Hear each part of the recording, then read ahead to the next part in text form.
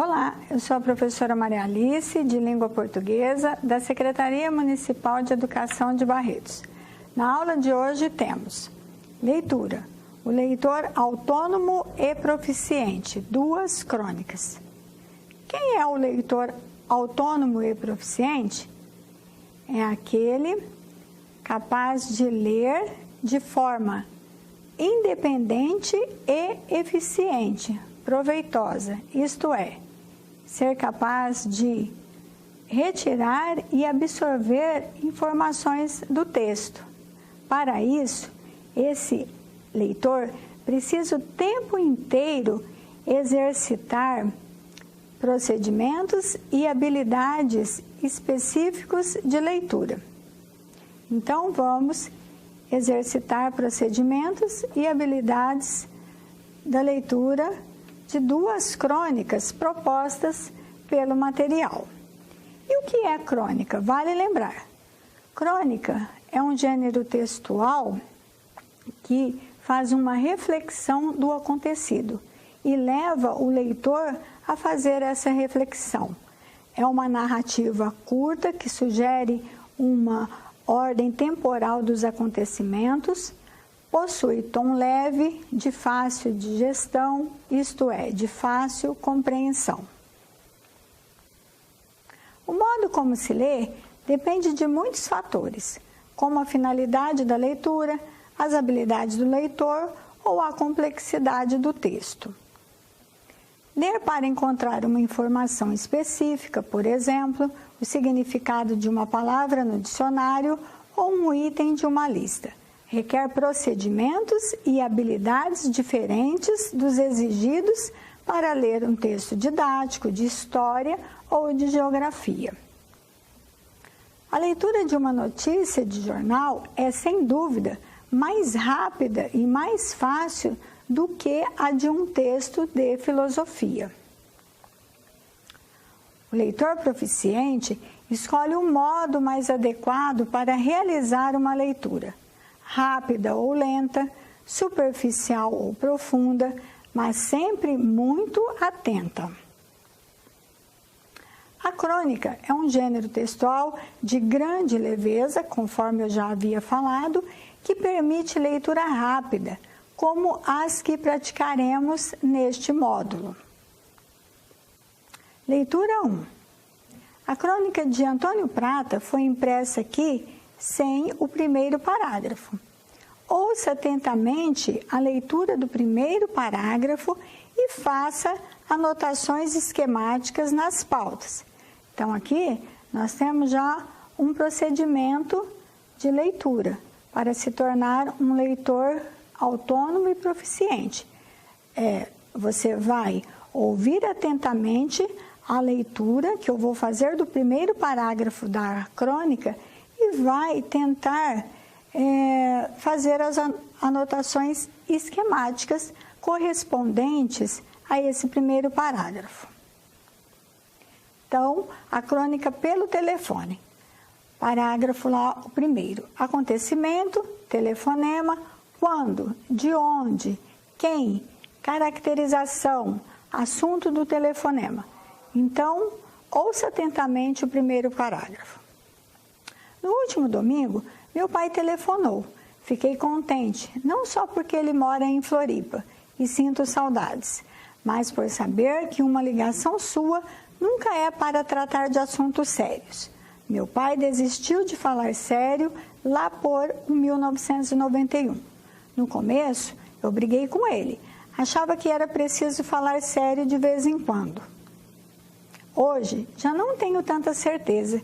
Quando vejo o prefixo 48 no meu celular, abro um sorriso, esperando ouvir sobre uma partida incrível do Figueirense no estádio da Ressacada, uma versão engraçada do jogo Tetris que ele encontrou na internet ou uma nova teoria que ele vem desenvolvendo lá na varanda dele, de frente para o mar.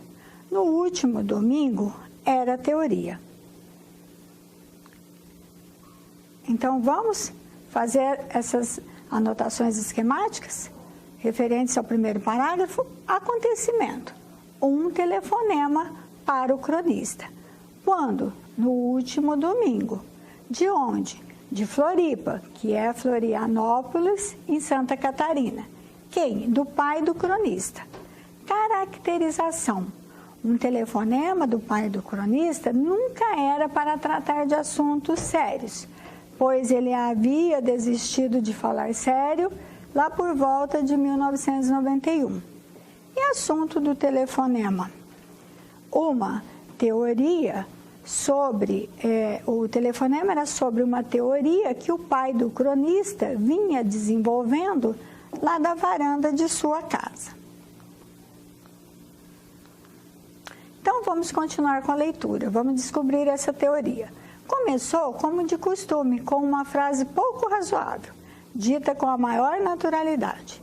Telefone é uma invenção que não deu certo. Conhecendo bem meu pai, sabia que meu papel era demonstrar assombro, talvez até uma ponta de indignação, para que ele desse sequência ao raciocínio. Como assim não deu certo, pai? Calmo e seguro, ele continuou. Telefone fixo, desses presos na parede, não deu certo. Em primeiro lugar, a chamada nunca era para quem atendia. Ficava aquela gritaria: cadê fulano? Alguém viu fulano? O fulano tinha saído ou estava ocupado. Era o que a gente dizia quando alguém estava no banheiro. Aí tinha que anotar o recado. A bique não funcionava, o bloquinho havia sumido, esquecia-se de dar o recado, cada briga que dava por conta de recados não dados, divórcios até. Sem falar naquele fio enroladinho, cruzando a sala, só para a gente tropeçar. Mas pior que tudo, meu filho, era telefone com mau hálito, lembra? O bafo que saía por aqueles furinhos, um bafo de avô, não, tio-avô dos outros.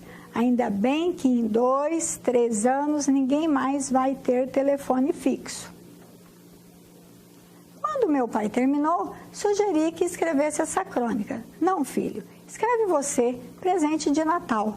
Aceitando, perguntei se havia outros objetos cuja obsolescência ele percebera, lá de sua varanda. Não é bem objeto, mas tem o hino nacional. Só serve para 2 coisas: humilhar jogador de futebol e ferrar vestibulando. Tinha que trocar por Aquarela do Brasil. Imagina só que beleza? Outra bobagem que precisa acabar é minuto de silêncio. Banalizou. Hoje em dia, morre o avô do ex-conselheiro da Portuguesa, o primo do Gandula, todo mundo tem que ficar quieto? Um absurdo. Agradeci. Desejamos Feliz Natal e desligamos contentes com a conversa. No dia seguinte, havia um recado no meu celular, bem ao estilo do meu pai, sem oi ou qualquer apresentação. E aquelas 3 ligações para Cachoeiro do Itapemirim, de R$ 16,58 cada, que a dona Lourdes jura não ter ideia de quem fez? Ainda dá tempo de botar na crônica? Antônio Prata.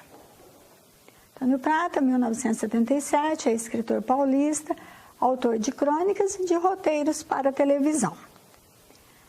Agora, vamos fazer a leitura da segunda crônica. Na crônica de Antônio Prata, escrita em janeiro de 2010, o pai, depois de fazer muitas críticas, desabafou. Ainda bem que em 2, 3 anos, ninguém mais vai ter telefone fixo. O texto que vamos ler agora é também uma crônica sobre telefones, publicada 6 anos depois, em agosto de 2016.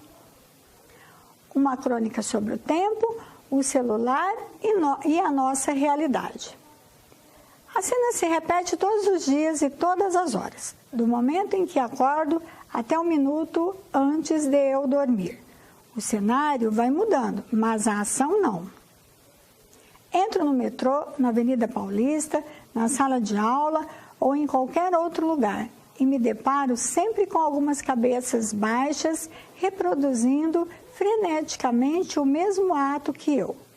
Vejo vidas sendo orientadas pela mesma luz retangular do smartphone.